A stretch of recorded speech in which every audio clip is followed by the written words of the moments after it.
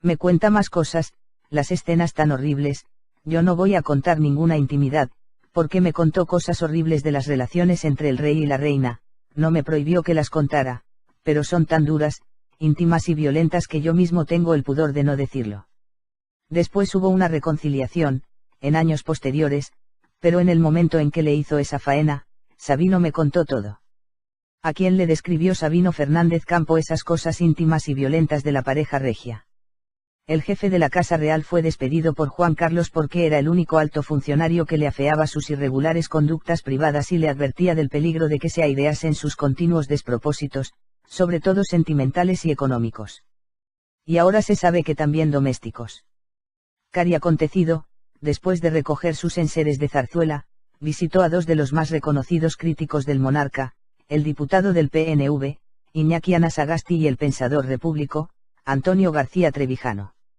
También le confió parte de su memoria a su biógrafo, Javier Fernández López, y se vio con varios periodistas, entre ellos Carlos Dávila, que se atrevió a publicar ampliamente lo que oyó.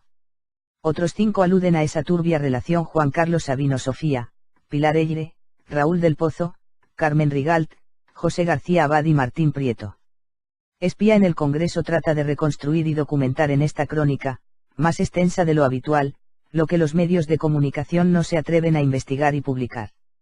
Al menos a 2 de sus interlocutores Sabino les desveló los 3 grandes secretos del rey, bajo promesa de que no se supieran hasta que todos muriesen, que había sido Juan Carlos, jugando a aprendiz de brujo, quien había coqueteado con los generales Armada, Milans del Bosch y el político socialista Enrique Mujica cuando preparaban el golpe de Estado del 23F para derrocar a Adolfo Suárez, que la reina Sofía estaba al borde del divorcio, harta de los constantes devaneos de Juan Carlos con sus amantes, el principal de entonces con la decoradora mallorquina Marta Gallá.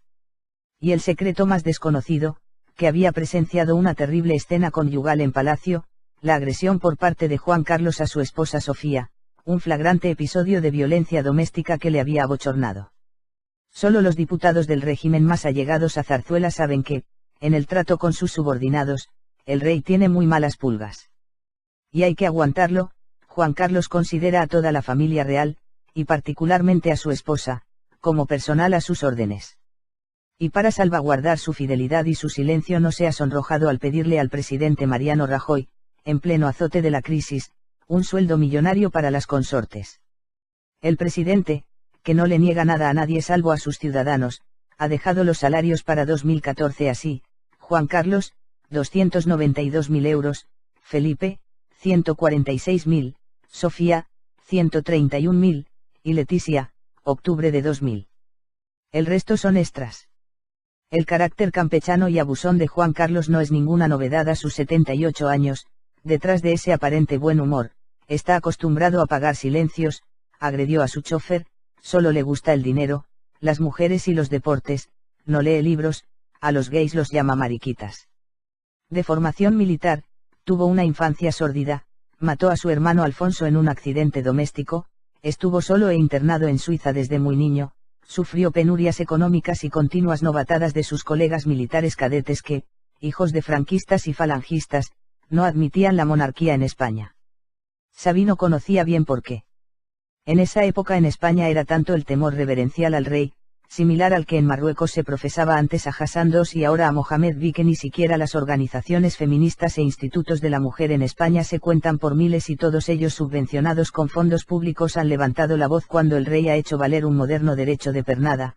Fue denunciado por 2 ciudadanos europeos que aseguran ser sus hijos, poseen testificales por parte de sus respectivas madres y piden una prueba de paternidad, algo que la ley española impide practicar al monarca. Ellos sí se la han hecho y aún viviendo uno en Barcelona, Albert Solà, y otra en Bélgica, Ingrid Sartiau, sin conocerse previamente, han dado positivo, son hermanos. Pero los políticos españoles de la transición hicieron al rey inviolable y es inimputable por cualquier delito, tanto penal como civil. Es una interpretación muy restrictiva de su inmunidad que hace el Consejo General del Poder Judicial, sometido también a su influencia. Ningún juez en España se atrevería a decir lo contrario y de hecho las 2 pruebas de paternidad fueron desestimadas por 2 juezas, María Isabel Ferrer Sama y Milagros Aparicio, para mayor escarnio del feminismo oficial y del principio europeo de igualdad de todos los ciudadanos ante la ley.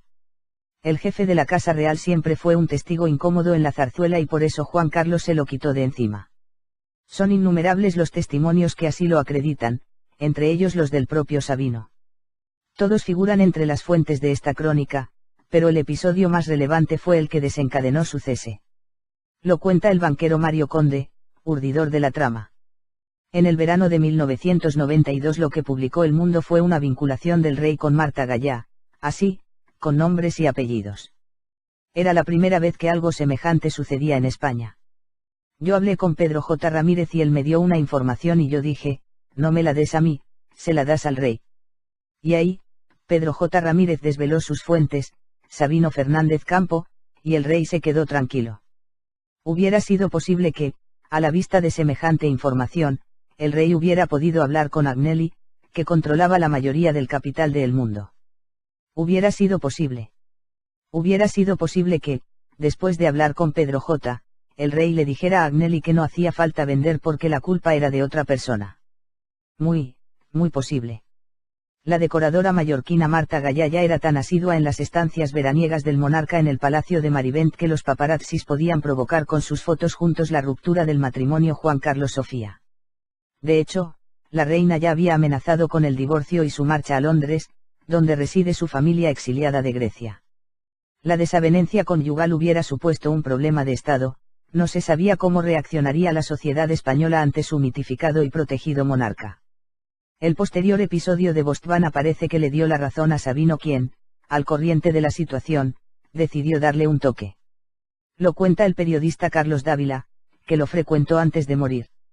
Eran momentos especialmente difíciles para los principales colaboradores del rey, singularmente para el propio Sabino y, desde luego, para el director del Departamento de Medios de Comunicación, una persona extremadamente educada, gentil, inteligente y bondadosa, Fernando Gutiérrez. La revista italiana allí había publicado un reportaje en el que, sin disimulos, se refería a una cierta dama española relacionada, en información de la revista, con el rey. El Mundo se hizo eco del reportaje y el rey, visiblemente molesto, llamó a Mario Conde y al director Pedro J. Ramírez. Sin ambajes, le dijo, esto se ha publicado por indicación del general Sabino. Cuando, como hice yo, alguien preguntaba al general por este pasaje, él hacía gala de su sonrisa más templada, también la más sugestiva, y musitaba, casi en tono inaudible, bueno, es cierto que alguna vez he comentado de Rondón con Alonso Manglano, el general Alonso Manglano, director general del CSIC durante el felipismo, que, de vez en vez, no está mal darle un toquecito al rey. Los dos estábamos de acuerdo. Lo cierto es que Juan Carlos culpó a Sabino de haber autorizado la difusión de las fotos de allí en El Mundo, nunca aceptó que sus irresponsables escapadas extraconyugales en pleno verano mallorquín y ante mil ojos fuesen la causa y no la consecuencia. Lejos de amilanarse, Juan Carlos prosiguió con sus aventuras amorosas, pues creía dominada a la prensa española, que era la que le importaba. La decoradora balear, la vedette, la estrella del destape de impresionantes ojos verdes, las dos palomas o las aristócratas son algunas de las mujeres con las que, tal y como relata Pilar Eyre, el rey habría sido infiel a su esposa, según su libro La soledad de la reina. La princesa Corina Saint-Wittgenstein, María Gabriella de Saboya, es mujer de Robert de Volcani, la condesa Olgina Nicoulis de Rovilant, o incluso la propia Sara Montiel aparecen en el libro como apasionadas amantes de su majestad, quien, según Eyre, decidió dar rienda suelta al gen Borbón. Ella se entera de la primera infidelidad de su marido poco después de que el caudillo falleciera. Cuando ésta se produjo, pusieron dormitorios separados y no volvieron a funcionar como matrimonio nunca más. Tras ese episodio, se fue a la India con su madre y sus hijos con la intención de separarse. Luego volvió y aceptó su destino, a pesar de que desde entonces cada uno hace su vida, prosigue la escritora y experta en Casa Real, a la que echaron de Telecinco por desvelar estos episodios en antena.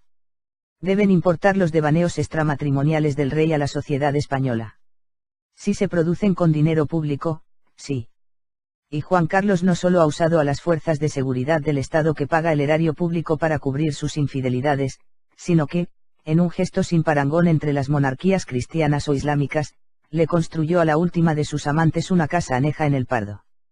Hablamos de la espléndida Carina Seyn-Wittgenstein, 50 años, que se instaló con su hijo Alexander en el coto privado de caza de Juan Carlos, también en terreno público, y desde allí le preparó las monterías con sus amigotes, la misma labor que había hecho en Botswana. Y no fueron pocas. Un contrato real ha desvelado que en la última temporada las partidas del rey que organizó Carina en el Pardo mataron 1800 gueimous, 800 ciervos y 900 jabalís. Ningún partido político del régimen, ningún diputado o senador, republicano, monárquico, de izquierda o de derecha, ha preguntado por esta cuestión para no importunar al monarca, pero las farras debieron ser de campeonato. Es la conocida casta española que está en trance de comenzar a ser sustituida el próximo 25M. Carina provocó la última crisis conyugal tras descubrirse que el monarca le había habilitado ya esa casa propia en la Angorrilla, al lado de la Zarzuela, y suscitando con ello el enfado de la paciente o cínica Sofía, como cualquier querida real de otros tiempos, tiene su propio chalet en el Palacio del Pardo, una de las sedes reales en Madrid y viejo coto de caza de los Austria y los Borbón. Allí, Carina organiza las cacerías del rey y además oficia como anfitriona de los convites, usurpando el lugar de la reina, quien detesta ese deporte. Fue tal el lugar conquistado por la princesa, que hace unos meses él invitó a cenar a sus 3 hijos, Elena, Cristina y Felipe, para notificarles, de una vez por todas, la verdadera naturaleza de su relación con ella, señaló un periodista que publicó algunos detalles. La situación de la pareja real ha seguido deteriorándose hasta tal punto que el periodista Raúl del Pozo llegó a escribir: acabo de saber de muy buena fuente que a principios de 2012, en el comienzo de la legislatura, el rey planteó al presidente del gobierno su intención de divorciarse.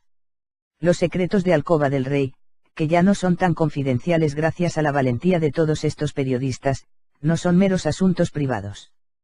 Carlos Dávila asegura que el testaferro del rey, Manuel Prado y Colón de Carvajal, intentó comprar el silencio de Sabino. Y había muchos políticos en el ajo. Un enviado especial del Financiero, luego procesado, le ofreció una magnífica casa de 500 metros cuadrados, una casa antigua, decorada con todo lujo de detalles, en la zona más noble de Madrid. Sabino la rechazó así: yo vivo muy a gusto en mi pisito del centro Colón. Y es que a Sabino la época de la corrupción generalizada que estalló en España en tiempos socialistas le indignaba especialmente. Hasta la casa llegó la deriva de aquella situación fétida e insoportable. Sabino atribuía no solo a Prado, sino incluso al rey Simeón, al que no tenía simpatía alguna, una influencia perniciosa sobre el rey.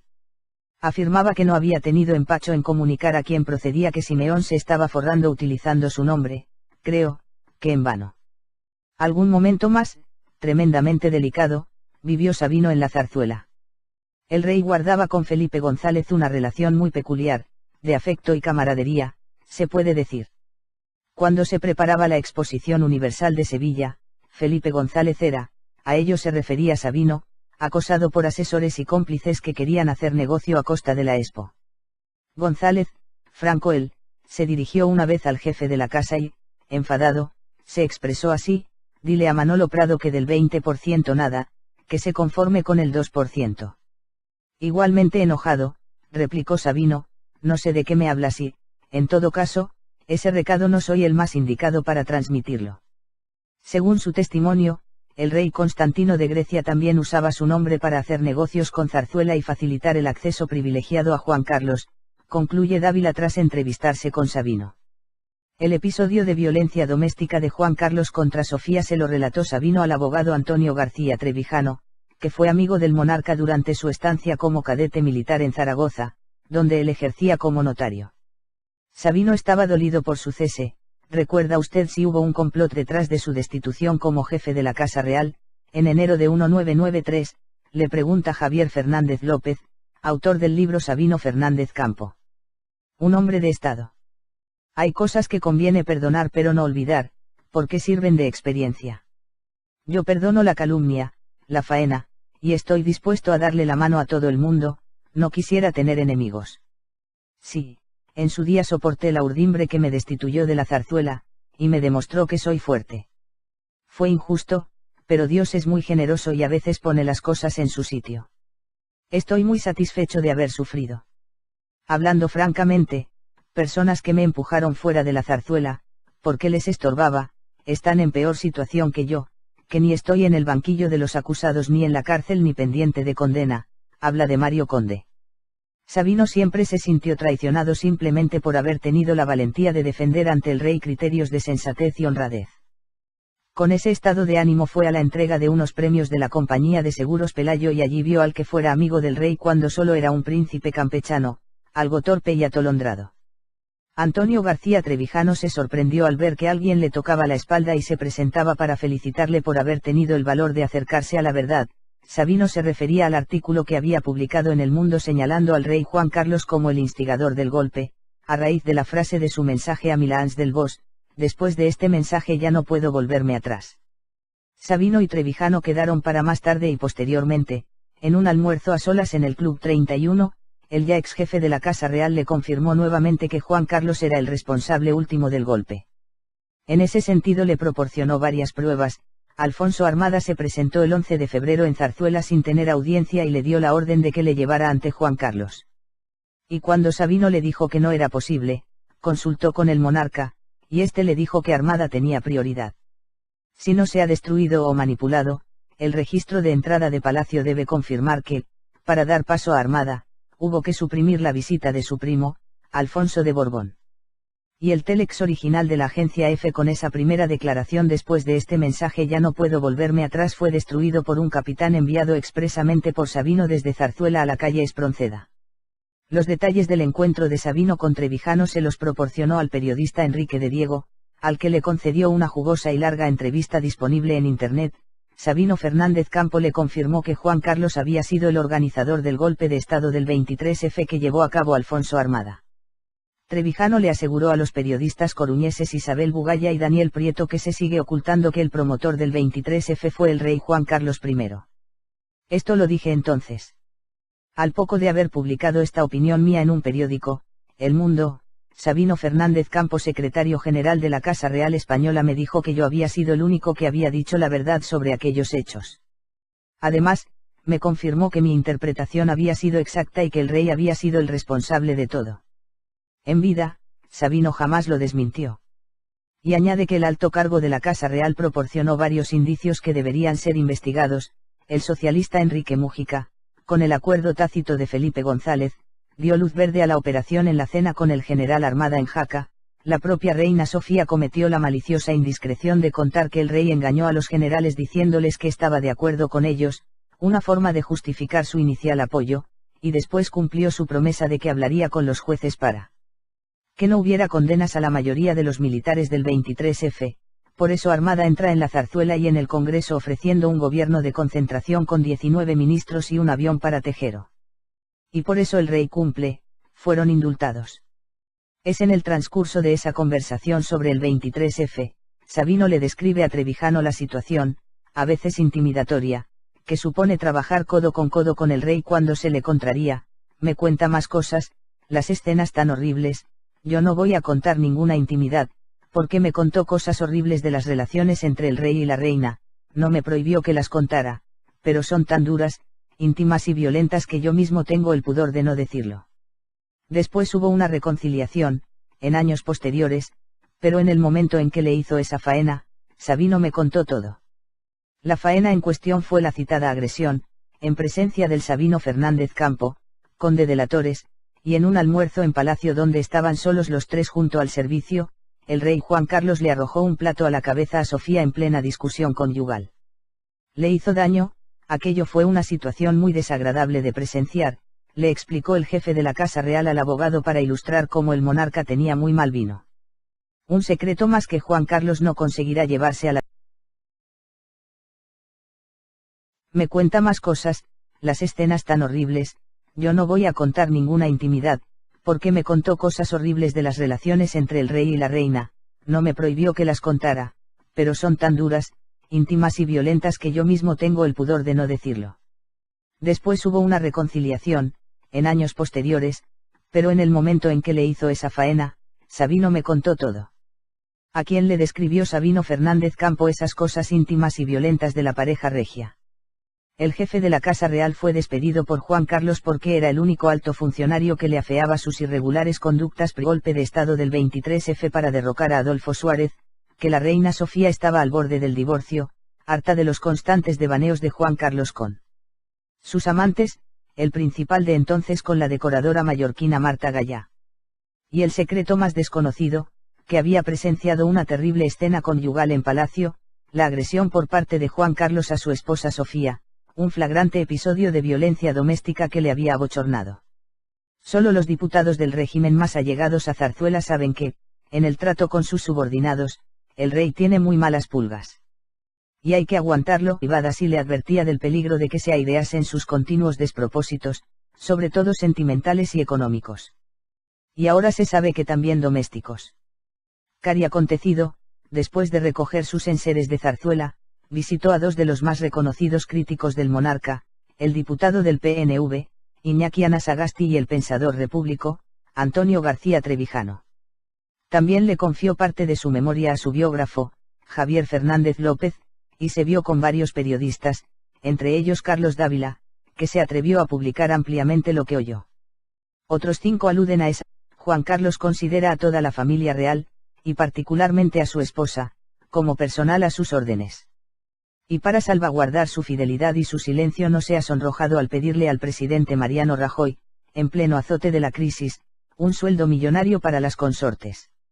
El presidente, que no le niega nada a nadie salvo a sus ciudadanos, ha dejado los salarios para 2014 así: Juan Carlos, 292.000 euros, Felipe, 146.000, Sofía, 131.000, y Leticia, octubre de 2000. La turbia relación Juan Carlos Sabino-Sofía, Pilar Eyre, Raúl del Pozo, Carmen Rigalt, José García Abad y Martín Prieto. Espía en el Congreso trata de reconstruir y documentar en esta crónica, más extensa de lo habitual, lo que los medios de comunicación no se atreven a investigar y publicar. Al menos a 2 de sus interlocutores Sabino les desveló los 3 grandes secretos del rey, bajo promesa de que no se supieran hasta que todos muriesen, que había sido Juan Carlos, jugando a aprendiz de brujo, quien había coqueteado con los generales Armada, Milans del Bosch y el político socialista Enrique Mujica cuando preparaban el